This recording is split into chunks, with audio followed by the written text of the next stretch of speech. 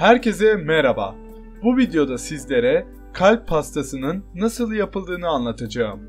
Pastamızın yapımı birkaç aşamadan oluşuyor. İlk olarak pastamızın pandispanya kekini yapacağız. Kek için ihtiyacımız olan malzemeler 3 adet yumurta, 1 bardaktan biraz eksik un, 1 paket vanilya, 1 paket kabartma tozu, 3 çay bardağı ılık su, 1 çorba kaşığı sıvı yağ, 4 çorba kaşığı şeker ve 1 cimcik tuz. Saydığım bu malzemelerden önce 1 adet büyük kalp kek yapacağız. Sonra aynı miktar malzemeden birer adet orta ve küçük kalp keki yapacağız. Kekimizi yapmaya yumurta sarısı ve akını birbirinden ayırarak başlıyoruz.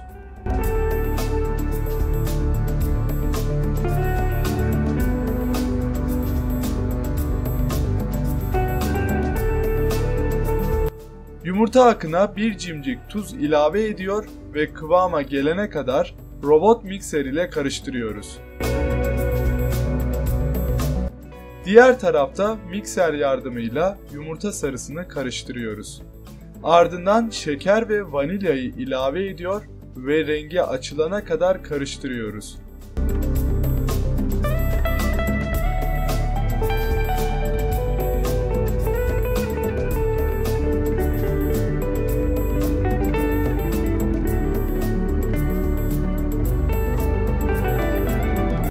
Rengi açılınca ılık su ve sıvı yağ ilave ediyor ve karıştırmaya devam ediyoruz.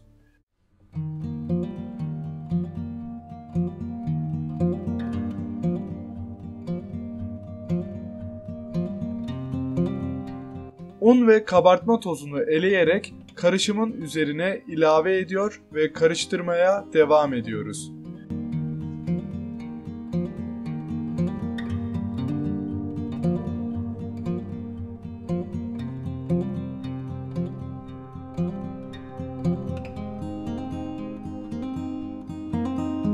Bu sırada robot mikser ile karıştırdığımız yumurta akı kıvama gelmiş ve bembeyaz olmuş oluyor.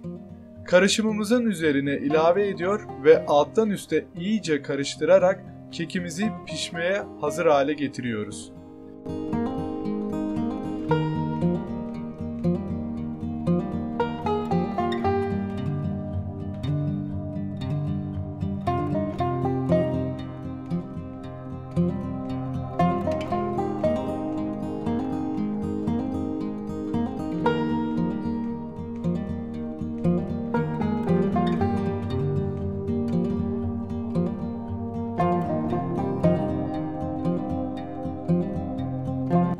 Kekimizi kalp kabına döküyor ve önceden ısıtılmış fırında 160 derecede 30 dakika pişiriyoruz.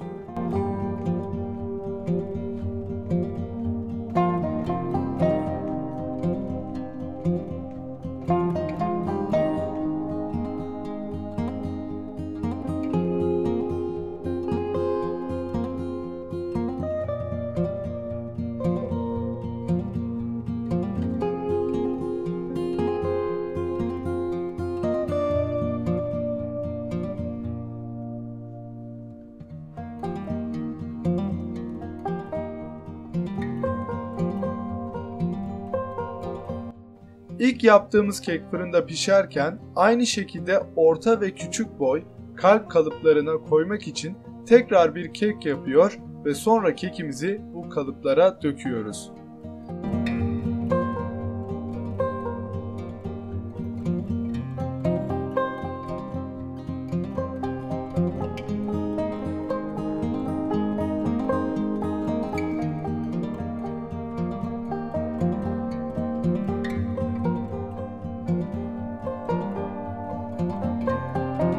Bu kekleri de 160 derecede 30 dakika pişiriyoruz. Şimdi pastamızın pastacı kremasını yapacağız. İhtiyacımız olan malzemeler 200 gram tereyağı, 2 su bardağı un, 1 su bardağı şeker, 3 adet yumurta, 1 paket vanilya, 1 kilogram süt ve 150 gram labne peyniri. 200 gram tereyağını tencereye koyuyor ve ateşte eritiyoruz. Diğer tarafta sütün üstüne şeker, vanilya ve yumurtayı ilave ediyor ve karıştırarak ısıtıyoruz.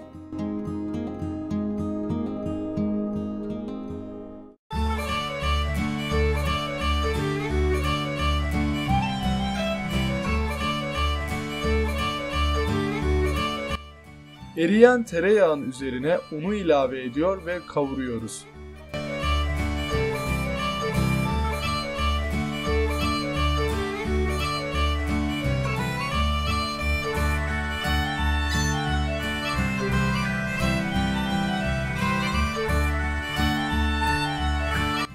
Kaynamaya yakın ısınan sütü süzgeçten geçirerek kavrulan una ilave edip kıvama gelene kadar karıştırarak pişiriyoruz.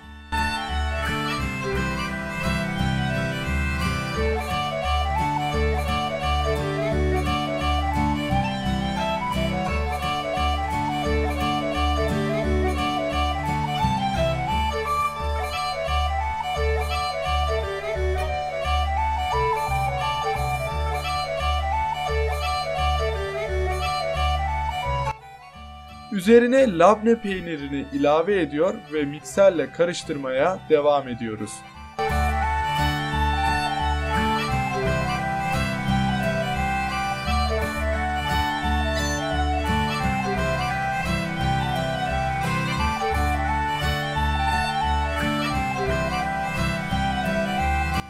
Pastacı kreması kıvama gelince üzerini streçle kapatıyoruz. Buharın gitmesi için kürdanla üzerinde küçük delikler açıyor ve soğumaya bırakıyoruz. Pastacı kremamızı yaparken bu sırada keklerimiz soğumuş oluyor. Keklerimizi ortadan kesiyoruz.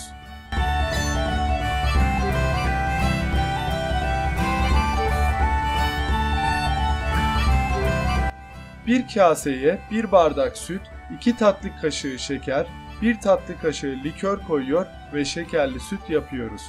Yapmış olduğumuz kekleri şekerli sütle ıslatıyor, üzerine pastacı kreması sürüyor ve pastanın arasına muz koyuyoruz.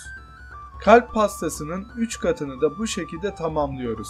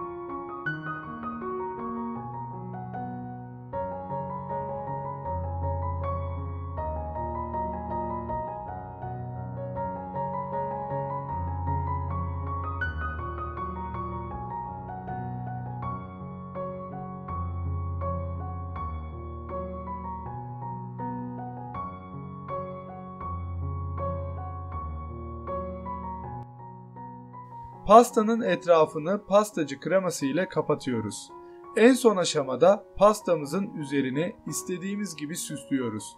Kalp pastası yemeğe hazır hale geliyor.